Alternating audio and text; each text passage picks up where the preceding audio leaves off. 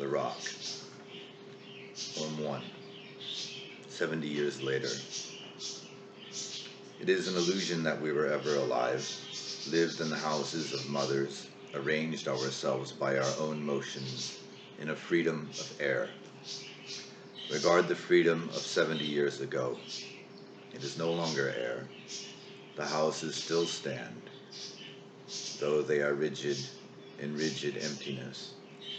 Even our shadows, their shadows, no longer remain. The lives these lived in the mind are at an end. They never were. The sounds of the guitar were not and are not. Absurd. The words spoken were not and are not. It is not to be believed. The meeting at noon at the edge of the field seems like an invention, an embrace between one desperate clod and another in a fantastic consciousness, in a queer assertion of humanity, a theorem proposed between the two figures, in the nature of the sun, in the sun's design of its own happiness, as if nothingness contained a métier, a vital assumption, an impermanence, in its permanent cold, an illusion so desired, that the green leaves came and covered the high rock, that the lilacs came and bloomed, like a blindness cleaned, exclaiming bright sight, as it was satisfied in a birth of sight. The blooming and the musk were being alive, an incessant being alive, a particular of being, that gross universe. Poem 2. The poem as icon. It is not enough to cover the rock with leaves. We must be cured of it by a cure of the ground, or a cure of ourselves that is equal to a cure of the ground, a cure beyond forgetfulness. And yet the leaves, if they broke into bud, if they broke into bloom, if they bore fruit, and if we ate the incipient colorings of their fresh coals, might be a cure of the ground. The fiction of the leaves is the icon of the poem, figuration of blessedness, and the icon is the man. The pearled chaplet of spring, the magnum wreath of summer, time's autumn snood, its copy of the sun, these cover the rock.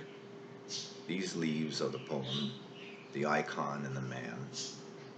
These are a cure of the ground and of ourselves, in the predicate that there is nothing else.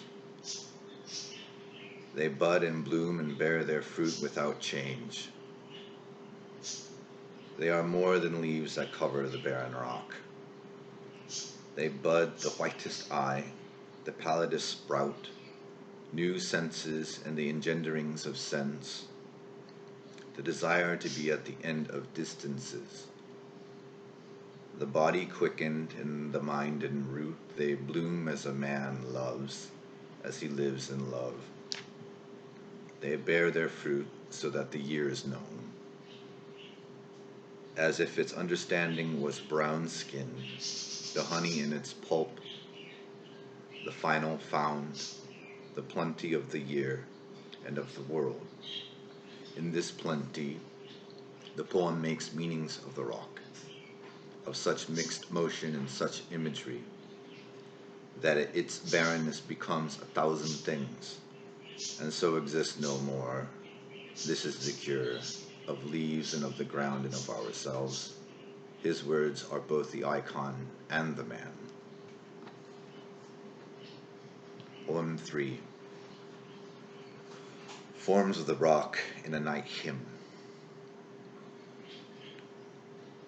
The rock is the great particular of man's life, the stone from which he rises up and ho, the step to the bleaker depths of his descents. The rock is the stern particular of the air, the mirror of the planets one by one, but through man's eye, their silent rhapsodist. Turquoise the rock, at odious evening bright, with redness that sticks fast to evil dreams, the difficult rightness of half-risen day.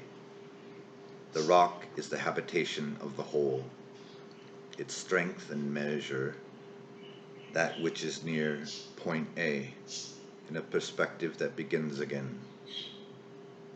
At B, the origin of the mango's rind. It is the rock where tranquil must adduce its tranquil self, the main of things, the mind, the starting point of the human and the end, that in which space itself is contained, the gate to the enclosure, day, the things illumined.